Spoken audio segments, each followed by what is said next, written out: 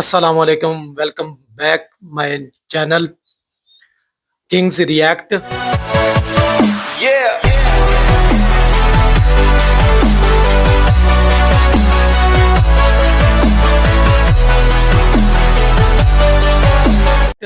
میرا نام ہے رکھا کنگ اور میرے ساتھ ہیں علی محمد وقار۔ آج ہم جو ویڈیو لے کر آئے ہیں جس پہ ریئیکشن دینے والے ہیں وہ ہے سیکنڈ خلیفہ آف اسلام عمر ابن الخطاب۔ دا کوہستانی چینل ہے، اس کے چینل انہوں نے ویڈیو بنائی ہے، اس پہ ہم ریئیکٹ کرتے ہیں آج۔ تو چلیں پھر شروع کرتے ہیں۔ صرف 2 سال حکومت کرنے کے بعد پہلے خلیفہ حضرت ابو بکر رضی اللہ تعالیٰ عنہ اس دنیا سے چلے گئے، لیکن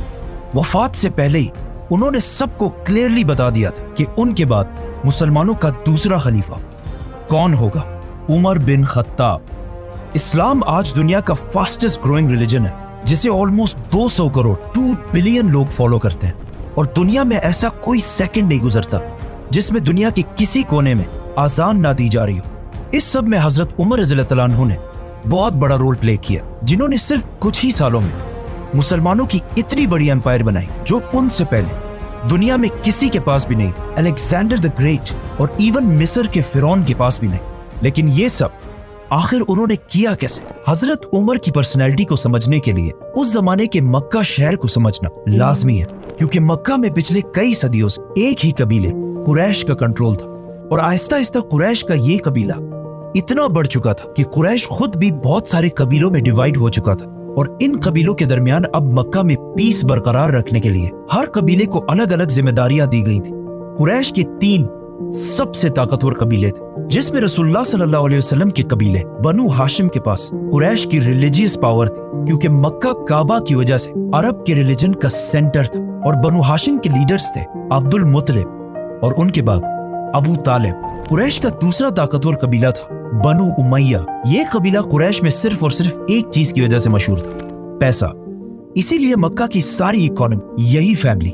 بنو امیہ کنٹرول کرتی تھی، اور اس قبیلے کا لیڈر تھا ابو سفیان۔ اینڈ لاسٹلی قریش کا تیسرا پاورفل قبیلہ بنو مخزوم تھا، جو مکہ میں واریئرز کی فیملی تھی، اسی لیے مکہ میں ہر وار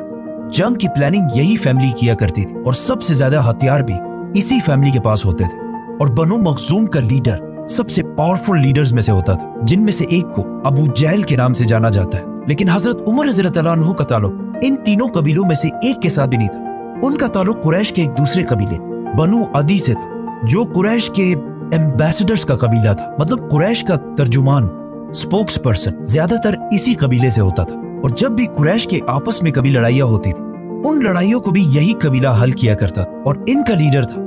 خطاب، حضرت عمر رضی اللہ تعالیٰ عنہ کے والد۔ اسی لیے حضرت عمر کی پرسنالٹی کی یہ سائن کہ وہ کسی بھی بڑے مسئلے کو بہت ہی آسانی سے بات چیت اور ڈیبیٹ کے ساتھ حل کر لیا کرتے تھے، انہیں اپنے والد کے قبیلے بنو عدی سے ملی۔ لیکن حضرت عمر رضی اللہ تعالیٰ عنہ کی پرسنالٹی کا ایک دوسرا اینگل بھی تھا، جو ہم سب بار بار سنتے رہتے ہیں، کہ وہ بہت ہی غصے والے انسان تھے، اور بات بات پر دوسرے کا سر کاٹنے کے لیے تیار ہو جاتے تھے۔ حضرت عمر کی پرسنالٹی کا یہ ٹریٹ انہیں اپنی والدہ حنتمہ بنت ہشام سے ملا تھا، جن کا تعلق بنو عدی سے نہیں بلکہ بنو مخزوم سے تھا، جو قریش کے وار اور جنگ کو سنبھالتے۔ اس بنو مخزوم کے قبیلے کے مائنڈ سیٹ کو سمجھنے کے لیے یہی کافی ہے کہ اس قبیلے سے حضرت عمر رضی اللہ تعالیٰ عنہ کے کزن کا نام خالد بن ولید تھا۔ مطلب حضرت عمر رضی اللہ تعالیٰ عنہ لوگوں کو بات چیت سے اچھی طرح سمجھانا اپنے والد سے سیکھا، اور جو لوگ باتوں سے نہ سمجھے انہیں ڈنڈے اور تلوار سے سمجھانا انہوں نے اپنے والدہ کے خاندان سے سیکھا۔ رسول اللہ صلی اللہ علیہ وسلم کی زندگی کے بارے میں بہت سارے بکس اور بہت سارے لیکچرز ہیں، لیکن انہیں سننے اور پڑھنے میں ہمیشہ ایک بہت بڑا مسئلہ ہوتا ہے کہ آخر ان سارے واقعات میں کون سا واقعہ کب پیش آیا تھا۔ اسی لیے زیادہ تر لوگ کنفیوژن میں پڑتے ہیں، اسپیشلی بچے۔ اسی مسئلے کو حل کرنے کے لیے House of Books has launched Prophet Muhammad series, جس میں آپ صلی اللہ علیہ وسلم کی زندگی کے بارے میں اوتھینٹک سورسز کے ساتھ سارے واقعات لکھے ہیں۔ And what I like the most about this کہ اس سیریز میں سارے واقعات کو چھوٹے چھوٹے بکس میں ڈیوائیڈ کیا گیا، اور ہر بک کے اوپر اس کا اپنا نمبر ہے، تاکہ کوئی بھی اسپیشلی بچے اگر اسے پڑھے تو ایک سیکوینس کے ساتھ آپ صلی اللہ علیہ وسلم کی زندگی کو پراپرلی سمجھ سکے۔ House of Books Prophet series, link in the description. دنیا کے سب سے بڑے بادشاہ خلیفہ بننے کے بعد ایک دن حضرت عمر مکہ کے اس علاقے سے گزرے جہاں وہ بچپن میں اونٹ چرایا کرتے تھے اور فرمایا کہ اللہ کی کیا شان ہے کہ میری زندگی میں ایک وقت ایسا تھا کہ میں یہاں اونٹ چرایا کرتا تھا اور صرف تھوڑی سی غلطی پر بھی میرا باپ مجھے بہت مارا کرتا تھا، اور آج ایسا دن ہے کہ میرے اور اللہ کے درمیان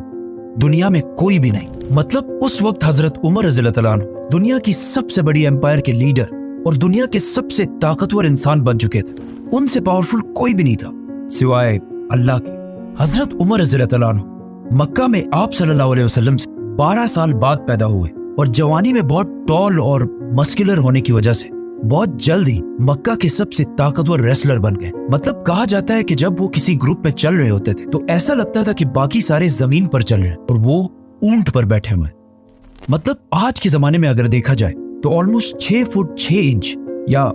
6 فٹ 7 انچ کی ہائٹ۔ فار ایگزامپل یہ ہے نریندر مودی، ایوریج ہائٹ، اور ان کے پاس کھڑے یہ ہیں قطر کے امیر تمیم بن حماد۔ حضرت عمر اور باقی ایوریج لوگوں میں بھی اتنا ہی ہائٹ ڈفرنس ہوتا ہوگا یا پھر اس سے بھی زیادہ۔ اس سب کے بعد آہستہ آہستہ حضرت عمر رضی اللہ تعالیٰ عنہ اپنے قبیلے بنو عدی کی لیڈرشپ سنبھالنے لگے اور مکہ کے بڑے بڑے سرداروں کے ساتھ میٹنگز میں بیٹھنے لگے، اور کچھ ہی عرصے میں قریش کے سب سے ٹیلنٹڈ ایمبیسڈر بن گئے، اور اس کے ساتھ ہی انہوں نے اپنا امپورٹ ایکسپورٹ کا بزنس بھی سٹارٹ کیا، جس میں وہ مکہ، یمن، سیریا کے بیچ ہر وقت ٹریول کرتے رہتے تھے۔ اور جب فائنلی حضرت عمر رضی اللہ تعالیٰ عنہ کی ایج 27 ہوئی تو مکہ میں رسول اللہ صلی اللہ علیہ وسلم نے نبوت کا اعلان کر دیا اور اسلام کی دعوت دینا شروع کر دی۔ لیکن حضرت عمر رضی اللہ تعالیٰ عنہ نے قریش کا ایمبیسڈر اور سپوکس پرسن ہونے کی وجہ سے اسلام کی پہلے سخت مخالفت اور مسلمانوں کے خلاف اپنے ماموں ابو جہل کے ساتھ کھڑے ہو گئے۔ اسلام سے پہلے حضرت عمر رضی اللہ تعالیٰ عنہ کی ریپوٹیشن کوئی اتنی اچھی نہیں تھی، کیونکہ وہ بہت سارے اینٹی اسلامک ایکٹیویٹیز میں انوالو رہتے تھے، مطلب شراب اور جوا وغیرہ، اور اسلام سے اتنی نفرت کرتے تھے کہ اپنے ایک غلام کو صرف مسلمان ہونے کی وجہ سے ایک دن انہوں نے اتنا مارا کہ خود اسے مار مار کر تھک گئے۔ لیکن جیسے جیسے وقت گزرتا گیا آہستہ آہستہ حضرت عمر رضی اللہ تعالیٰ عنہ کی پوزیشن مسلمانوں کے بارے میں تھوڑی بدلنے لگی۔ اسی لیے ایک دن جب وہ مکہ میں ایک غلام کے پاس سے گزرے جسے اس کے مالک ابو جہل نے مسلمان ہونے کی وجہ سے مار مار کر آلموسٹ بے ہوش کر دیا تھا، جب حضرت عمر نے دیکھا کہ کسی اور نے اس کی مدد نہیں کی تو خود جا کر اسے ہاتھ دیا اور اسے اٹھایا، جس پر اس غلام نے حضرت عمر سے کہا کہ واللہ آپ ان دونوں میں سے بہتر ہیں، جس کی حضرت عمر رضی اللہ تعالیٰ عنہ کو سمجھ نہیں آئی۔ اس غلام نے اس دعا کی طرف اشارہ کیا تھا جو آپ صلی اللہ علیہ وسلم نے اللہ سے کی تھی کہ یا اللہ مکہ کے ان 2 عمرین میں سے ایک کو اسلام کی طرف لا، ایک عمر بن خطاب اور دوسرا عامر بن ہشام۔ ابو جہل مکہ کے قریش کو مسلمانوں سے دور کرنے کے لیے ابو جہل اور ابو سفیان بار بار مکہ کے بڑوں کی میٹنگز بلا کر انہیں یہ سمجھانے کی کوشش کرتے تھے کہ محمد کی وجہ سے ہمارا ریلیجن تو خراب ہو ہی چکا ہے، لیکن اس کے ساتھ ساتھ ہماری اکانومی اور عزت بھی بہت خراب ہو چکی ہے۔ ان سارے میٹنگز میں بار بار بیٹھ کر ایک دن حضرت عمر رضی اللہ تعالیٰ عنہ آخر بہت تنگ آ گئے، تو انہوں نے آخر ایک ایسا فیصلہ کیا جو اس سے پہلے کرنے کی کسی میں بھی ہمت نہیں تھی، رسول اللہ صلی اللہ علیہ وسلم کو قتل کرنے کا فیصلہ، اور اپنی تلوار لے کر سیدھا دار ارقم کی طرف روانہ ہوئے جو مکہ میں مسلمانوں کا ہیڈ کوارٹر تھا۔ لیکن اللہ نے حضرت عمر کو اس سب سے بڑے گناہ کے دوران ہی پلٹ دیا۔ وہ ایسے کہ جب حضرت عمر رضی اللہ تعالیٰ عنہ دار ارقم کی طرف جا رہے تھے تو راستے میں انہیں اپنا بیسٹ فرینڈ ملا جو اس سے کچھ عرصہ پہلے سیکرٹلی مسلمان ہو چکا تھا، لیکن اس نے حضرت عمر رضی اللہ تعالیٰ عنہ کو نہیں بتایا تھا۔ اس نے حضرت عمر رضی اللہ تعالیٰ عنہ کو روکا اور کہا عمر کہاں جا رہے ہو؟ جب حضرت عمر نے اسے بتایا تو وہ آدمی بالکل ڈر گیا۔ اس نے کہا رسول اللہ صلی اللہ علیہ وسلم کے پاس جانے سے پہلے اپنے گھر کی تو خبر لو، جس پر حضرت عمر رضی اللہ تعالیٰ عنہ سمجھ گئے اور سیدھا اپنی بہن کے گھر کی طرف روانہ ہو۔ عمر رضی اللہ تعالیٰ عنہ کی بہن پہلے ہی اپنے ہسبینڈ سعید بن زید کی وجہ سے مسلمان ہو چکی تھی۔ سعید بن زید حضرت عمر کے بہنوئی ہونے کے ساتھ ساتھ ان کے چچا کے بیٹے بھی تھے، اور ان کے چچا زید رسول اللہ صلی اللہ علیہ وسلم کی نبوت سے پہلے ہی مکہ کے ریلیجن کو چھوڑ چکے تھے اور ہمیشہ مکہ کے ریلیجن کے خلاف بولتے رہتے تھے۔ وہ کہتے تھے کہ جب ہم سب کو پتا ہے کہ ابراہیم علیہ السلام ایک خدا کی عبادت کرتے تھے اور ان کے دوسرے بیٹے اسحاق کی اولاد بنی اسرائیل بھی ایک ہی خدا کی عبادت کرتے ہیں، تو پھر ہم نے اسماعیل کی اولاد میں اتنے سارے خدا کہاں سے لائے ہیں؟ اسی لیے جب حضرت عمر رضی اللہ تعالیٰ عنہ کے چچا کی فیملی کو رسول اللہ صلی اللہ علیہ وسلم کے اسلام کا پتہ چلا تو انہوں نے بہت تیزی سے اسلام قبول کر لیا، हजरत उमर सीधा अंदर गए और जाकर सईद बिन जैद को मारने लगे। उनकी बहन फातिमा ने उन्हें बचाने की कोशिश भी की, लेकिन हजरत उमर ने गुस्से में उन्हें भी मार दिया, जिससे उनका खून बहने लगा। तो हजरत उमर ने जब अपनी बहन का खून देखा तो उनको आखिर तरस आया और कहा, मुझे कुरान दिखाओ कि आखिर इसमें लिखा क्या है। और फिर कुरान पढ़ने के बाद फाइनली वो मुसलमान हो गए। ये सारी स्टोरीज हाउस ऑफ बुक्स की प्रॉफिट मोहम्मद सीरीज में डिटेल से मेंशन है। इस्लाम कबूल करने के बाद वो दोबारा दारे अरकम की तरफ रवाना हुए, लेकिन वहां अब तक किसी को भी पता नहीं था कि हजरत उमर इस्लाम कबूल कर चुके। तो जब उन्होंने हजरत उमर को बाहर तलवार लेकर खड़ा हुआ देखा तो कुछ मुसलमान तो बिल्कुल डर गए, लेकिन हजरत हमजा रज़ियल्लाहु अन्हु ने कहा, जो इससे कुछ ही अरसा पहले मुसलमान हुए थे, उन्होंने कहा कि उमर को आने दो, अगर उसकी नीयत साफ है तो ठीक है, लेकिन अगर उसकी नीयत सही नहीं है तो मैं उसी की तलवार से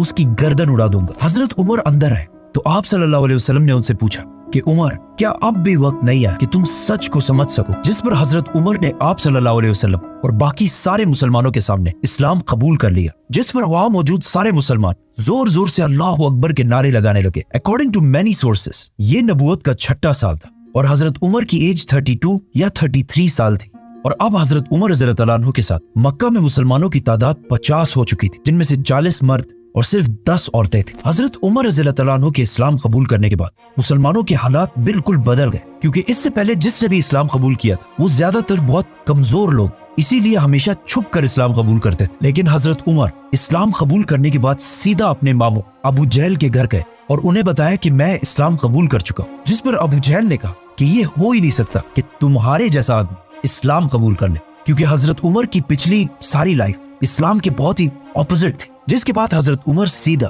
जमील बिन मामूर के पास गए और उन्हें भी अपने मुसलमान होने के बारे में बताया, क्योंकि जमील मक्का का लाउड स्पीकर था और ये ऐसा आदमी था कि इसके पेट में ज्यादा देर तक कोई बात नहीं रहती। तो जब उसे इतनी बड़ी न्यूज का पता चला तो वो सीधा भागा और मक्का की गलियों में ऐलान करने लगा कि उमर ने हमारे दीन को छोड़ दिया। हजरत उमर से पहले मुसलमान मक्का में छुप छुप कर नमाज पढ़ा करते थे, लेकिन हजरत उमर के बाद अब सारे मुसलमान सबके सामने खुलकर नमाज पढ़ने लगे और इवन काबा के अंदर जाकर भी नमाज अदा करने लगे। इस सब के बाद हजरत उमर रज़ियल्लाहु अन्हु ने अपनी सारी जिंदगी आप सल्लल्लाहु अलैहि वसल्लम और इस्लाम के लिए वक्फ कर दी और कुछ अरसे बाद मुसलमानों के साथ मक्का में अपने खानदान और सारी ताकत छोड़कर मदीना की तरफ हिजरत कर गए। मदीना आने के बाद आप सल्लल्लाहु अलैहि वसल्लम ने मक्का के मुहाजिरीन को, जिनके पास ना कोई घर ना कारोबार कुछ भी नहीं था, उनको एक एक अंसार के घर में सेटल किया। हजरत उमर भी एक अंसारी के साथ सेटल हुए और इन दोनों ने अपने टाइम को ऐसे डिवाइड किया कि एक दिन वो साहबी आप सल्लल्लाहु अलैहि वसल्लम की खिदमत में हाजिर होते और हजरत उमर उनका बिजनेस संभालते, और फिर दूसरे दिन हजरत उमर आप सल्लल्लाहु अलैहि वसल्लम के पास जाते और वो साहबी बिजनेस को चलाते। हिजरत के सिर्फ 2 साल बाद जंगी बदर में हजरत उमर हजरत हमजा की लीडरशिप में जंग में शामिल रहे। जंग जीतने के बाद हजरत उमर की राय ये थी कि हमें कैदी नहीं रखने चाहिए, लेकिन आप सल्लल्लाहु अलैहि वसल्लम और अबू बकर की राय इसके ऑपोजिट थी, जिसके बाद कुरान की एक आयत नाजिल हुई जिसमें क्लियरली हजरत उमर की राय को प्रेफर किया गया। इस डिसीजन और बाकी कुछ डिसीजंस की वजह से हजरत उमर का नाम अल फारूक रखा गया, व्हिच मींस हक को पहचानने वाला, सच का साथ देने वाला। बदर के 1 साल बाद ओहद की जंग और उसके बाद खंदक की जंग में भी हजरत उमर मुसलमानों की फौज में रहे और उसके बाद सुलह हुदैबिया के मौके पर आप सल्लल्लाहु अलैहि वसल्लम ने हजरत उमर को मक्का वालों से डील करने को कहा, लेकिन हजरत उमर ने यह मशवरा दिया कि आप मेरे बजाय हजरत उस्मान को डील करने के लिए भेजें, क्योंकि अब हजरत उमर रज़ियल्लाहु अन्हु के मामू अबू जहल मर चुके थे और उनके बाद मक्का का नया पावरफुल सरदार अबू सुफियान जो हजरत उस्मान के कबीले वाला था, जिसे हम इस वीडियो में पूरा एक्सप्लेन कर चुके हैं। जिसके बाद मक्का वालों ने मुसलमानों के सामने एक ऐसी डील रखी जिसे देखकर लग रहा था कि मुसलमान इसे साइन करके बहुत बड़ी गलती करेंगे, लेकिन आप सल्लल्लाहु अलैहि वसल्लम ने सहाबा की राय को छोड़कर इस डील पर मोहर लगा ली, जिस पर कुछ सहाबा बहुत ही कंफ्यूज और नाराज हुए, जिनमें से एक हजरत उमर रज़ियल्लाहु अन्हु भी थे। वो सीधा आप सल्लल्लाहु अलैहि वसल्लम के पास गए और उनसे पूछा कि क्या आप सच्चे नबी नहीं है? तो आप सल्लल्लाहु अलैहि वसल्लम ने कहा बिल्कुल। तो हजरत उमर ने कहा कि क्या हमारे दुश्मन काफिर नहीं है? तो आप सल्लल्लाहु अलैहि वसल्लम ने कहा बिल्कुल। जिस पर हजरत उमर ने कहा तो फिर क्यों हम उनकी हर बात मान रहे हैं, क्यों हम इनके सामने कमजोर बन रहे हैं? जिस पर आप सल्लल्लाहु अलैहि वसल्लम ने कहा कि मैं अल्लाह का रसूल हूं और मैं अल्लाह के हुक्म के खिलाफ कोई काम नहीं करता। इससे हजरत उमर खामोश हो गए। जिसके बाद आइंदा आने वाले कुछ सालों में जब उन्होंने देखा कि बहुत सारे लोग सुलह हुदैबिया की वजह से इस्लाम की तरफ आने लगे, तो उन्हें आप सल्लल्लाहु अलैहि वसल्लम के फैसले की समझ आई और फिर हमेशा अपने इन बातों की वजह से अल्लाह से माफी मांगते रहे। सुलह हुदैबिया के बाद اسلام اتنے تیزی سے پھیلنے لگا کہ حضرت عمر رضی اللہ تعالیٰ عنہ کے کزن خالد بن ولید نے بھی اسلام قبول کر لیا۔ اس کے بعد ہمیشہ حضرت عمر آپ صلی اللہ علیہ وسلم کے ساتھ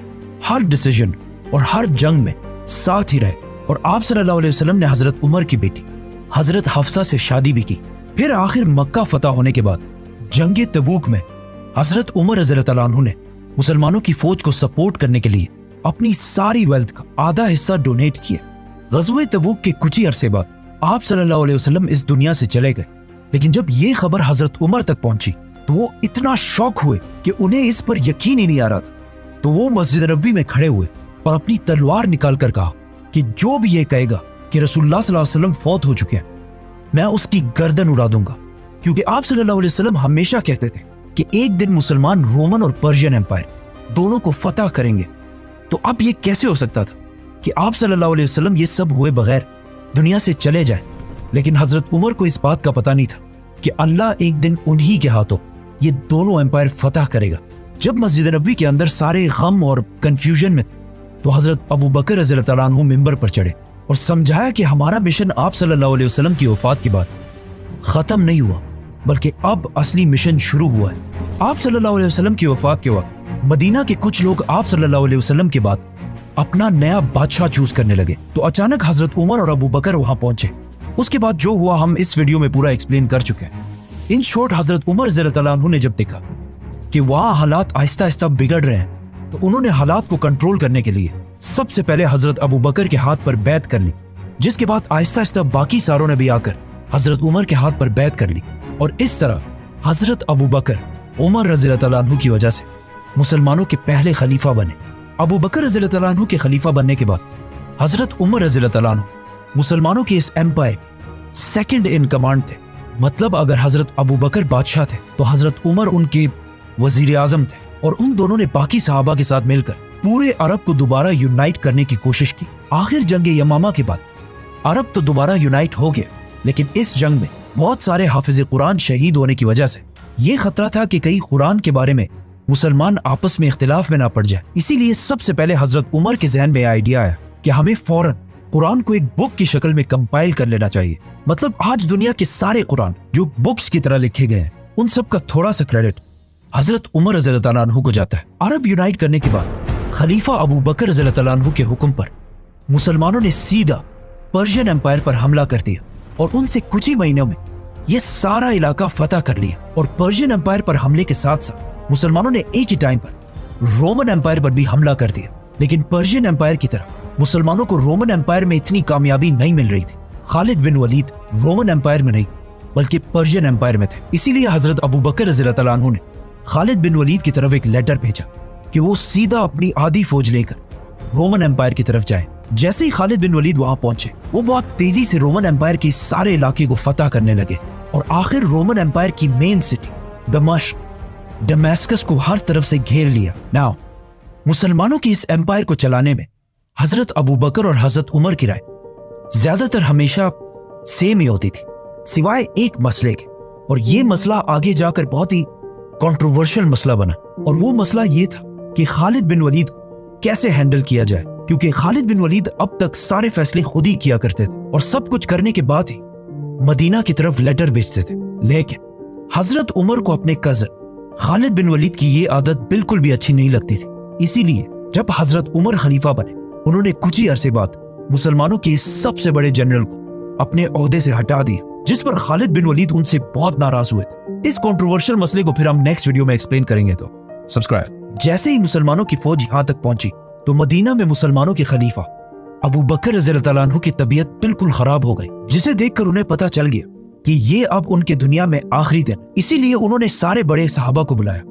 اور انہیں کہا کہ اب میں اور تمہارا خلیفہ نہیں رہا، تم آپس میں مشورہ کر کے جسے بھی چاہو اپنا نیا خلیفہ سلیکٹ کر دو۔ جس پر صحابہ نے تھوڑا سوچا اور واپس حضرت ابو بکر سے کہا کہ یہ کام ہم آپ کے حوالے کرتے ہیں کہ آپ جس کو بھی صحیح سمجھے اپنے بات اسی کو مسلمانوں کا خلیفہ بنا دیں۔ تو حضرت ابو بکر رضی اللہ تعالیٰ عنہ نے بڑے بڑے صحابہ میں سے ایک ایک کو بلایا اور ان سے پوچھا کہ عمر کے بارے میں تمہاری کیا رائے ہے؟ جس پر ایک صحابی نے کہا کہ یس، حضرت عمر بہت اچھے ہیں لیکن ان کی پرسنالٹی بہت ہی سخت ہے۔ تو حضرت ابو بکر نے حضرت عمر کو ڈیفینڈ کرنے کے لیے کہا کہ عمر صرف اس لیے سخت بنتا ہے کیونکہ وہ مجھے ہمیشہ سافٹ دیکھتا ہے، لیکن جب وہ خود خلیفہ بنے گا تو اس کی پرسنالٹی بالکل بدل جائے گی۔ ان سارے صحابہ سے پوچھنے کے بعد حضرت ابو بکر رضی اللہ تعالیٰ عنہ نے سخت بیماری میں حضرت عثمان کو اپنے پاس بلایا اور انہیں کہا کہ لکھو کہ میں خلیفہ ابو بکر اپنے بعد مسلمانوں کا نیا خلیفہ۔ یہ کہتے ہی اچانک ان کی طبیعت خراب ہو گئی اور وہ بے ہوش ہو گئے، تو حضرت عثمان رضی اللہ تعالیٰ عنہ نے اس سے آگے خود ہی لکھا کہ اپنے بعد نیا خلیفہ عمر کو نامزد کرتا ہوں۔ تھوڑی دیر بعد جب انہیں ہوش آیا تو انہوں نے کہا کہ بالکل ٹھیک کیے، اور سارے بڑے صحابہ کو بلا کر کہا کہ کیا تم سب کو وہ قبول ہوگا جسے میں خلیفہ بناؤں گا؟ تو وہاں سب نے کہا کہ یس، جس پر حضرت ابو بکر رضی اللہ تعالیٰ عنہ نے کہا کہ میں نہ اپنے بعد اپنے بیٹے کو خلیفہ بنا کر جا رہا ہوں اور نہ اپنے خاندان میں سے کسی فرد کو، بلکہ میں اسے خلیفہ بنا رہا ہوں جسے میں سب سے بہتر سمجھتا ہوں، اور وہ ہے عمر بن خطاب۔ ماڈرن ڈیموکریسیز کے علاوہ اگر دنیا کی ساری ہسٹری دیکھی جائے تو ایسا بہت کم ہی ہوا ہے کہ کسی بادشاہ کے مرنے کے بعد اس کا بیٹا یا اس کے خاندان میں سے کوئی بادشاہ نہ بنا۔ جس طرح حضرت عمر کے اسلام قبول کرنے کے بعد مسلمانوں کے حالات مکہ میں بالکل بدل گئے تھے، اسی طرح اب ان کے خلیفہ بننے کے بعد پوری دنیا کی تاریخ ہمیشہ کے لیے بدلنے والی تھی، کیونکہ اگلے صرف چند سالوں میں حضرت عمر رضی اللہ تعالیٰ عنہ نے اتنی بڑی ایمپائر بنائی جو اس سے پہلے دنیا میں کسی کے پاس بھی نہیں تھی، اور اس ایمپائر کو فتح کرنے کے بعد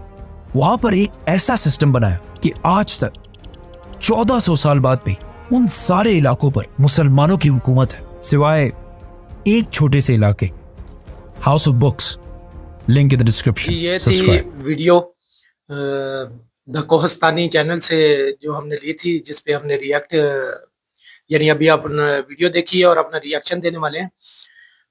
دا سیکنڈ خلیفہ آف اسلام حضرت عمر ابن الخطاب۔ تو ماشاءاللہ بہت اچھی طرح ایکسپلین کرتے ہیں یہ کوہستانی بھائی، یعنی بہت اچھے طریقے سے، اچھے انداز سے، یعنی ایک ایک لفظ کی نا سمجھ آتی ہے۔ تو بہت اچھی ویڈیو تھی، ہمیں بہت اچھی لگی ہے۔ تو اور یہ ہمارا مقصد زیادہ یہی ہے کہ ہم اسلامی ویڈیو جو بھی لاتے ہیں نا، ان میں یہی مقصد ہمارا ہے، اور میں بار بار ویڈیو میں بتا چکا ہوں، اب بھی بتا رہا ہوں کہ ہم یعنی کہ ایک تو ہمیں دین کا پتہ چلتا ہے کہ ہمارا دین اسلام ہم تک کیسے پہنچا، اور کیا کیا اس میں ہے جو ہمیں معلوم نہیں ہے، تو کوہستانی بھائی کی ویڈیو وغیرہ دیکھتے ہیں، جس کی وجہ سے ہمیں بہت پتہ چلتا ہے۔ تو مجھے بہت اچھی ویڈیو لگی ہے کیسے حضرت عمر سیکنڈ خلیفہ بنے، اور سب سے بڑی بات یہ ہے کہ جب انہوں نے اپنا یعنی شہید ہوئے، اس کے بعد انہوں نے کوئی اپنا یعنی اپنے گھر کا افراد جو ہے نا اس کو نہیں بنایا، انہوں نے اس کو خلافت نہیں دی۔ یہ بہت اسلام میں بہت بڑی بات ہے حضرت عمر رضی اللہ تعالیٰ عنہ کی۔ تو مجھے تو بہت اچھی لگی ہے ویڈیو، تو علی بھائی سے پوچھتے ہیں کیسی لگی۔ جی، ویڈیو کافی اچھی تھی، اس میں کافی ڈیٹیلز وغیرہ بتائی ہیں جو پہلے ہمیں بھی نہیں پتہ تھیں، اور شاید آپ لوگوں کو بھی نہ پتہ ہو، کیونکہ زیادہ تر لوگ ایسے ڈیٹیل سے ساری ہسٹری بیان نہیں کرتے۔ اور دوسری بات یہ ہے کہ یہ ہم پوری سیریز لے کے آ رہے ہیں۔ یہ فرسٹ پارٹ تھا جہاں سے حضرت عمر رضی اللہ عنہ کی خلافت شروع ہوئی تھی، جہاں سے انہوں نے اسلام قبول کیا، وہاں سے لے کر خلافت شروع ہونے تک۔ اس کے بعد ان کی خلافت میں کیا کیا کام ہوئے، ان کی خلافت میں کیا کیا چیزیں ہوئیں، وہ ساری ڈیٹیلڈ بائی ڈیٹیل ویڈیو آتی رہے گی آپ لوگوں کے پاس، تاکہ آپ لوگوں کو بھی پتہ چلے، ہمیں بھی پتہ چلتا رہے گا۔ تو یہ پوری سیریز دیکھیں گے، آپ بھی ہمارے ساتھ لازمی دیکھیں۔ یہ لازمی دیکھیں، تاکہ اگر ایک ویڈیو دیکھیے دوسری نہیں دیکھیں گے تو اس سے معلوم نہیں پڑے گا کہ پیچھے والی ویڈیو میں کیا تھا، یا اس کے آگے والی ویڈیو میں، پھر آگے والی ویڈیو کا نہیں پتہ چلے گا۔ آپ ترتیب سے، ہم بھی انشاءاللہ لائیں گے، اور ترتیب سے آپ دیکھتے جائیں، آپ بھی دیکھیں، آپ کو انشاءاللہ اسلام کے بارے میں پتہ چلے گا۔ بہت سارے ایسے ہمارے ہندو بھائی ہیں، کرسچن بھائی ہیں، جو یعنی غیر مذہب لوگ ہیں، جن کو اسلام کے بارے میں بہت سارا غلط بتایا جاتا ہے۔ تو ہمارا لانے کا مقصد یہ بھی ہے کہ اسلام کے بارے میں جو غیر مسلم ہیں ان کو بھی پتہ چلے کہ یہ اسلام کیسے آیا، اور اسلام میں کیا اچھا ہے کیا برا ہے۔ کیونکہ لوگوں کے دلوں میں، دماغوں میں یہ ڈالا جاتا ہے کہ اسلام ایک دہشت گرد مذہب ہے، یا ایسے، تو بہت اچھی ویڈیو لگی ہے ہمیں. تو آپ ویڈیو آپ بھی دیکھتے رہیں, ہم بھی لائیں گے انشاءاللہ. تو ہمارے چینل کو بھی سبسکرائب کریں, لائک کریں, کمنٹ کریں. آگے نئی نئی جو بھی ویڈیو آپ ہمیں کمنٹ میں نیچے بتائیں, جو آپ ویڈیو بتائیں گے اس پہ ہم ریاکشن کریں گے, ریاکشن دیں گے. کمنٹ وغیرہ لازمی کریں اور ہمارا چینل سبسکرائب کریں. تو آپ لوگوں کا بہت شکریہ. ملتے ہیں پھر نیکسٹ ویڈیو میں. اللہ حافظ.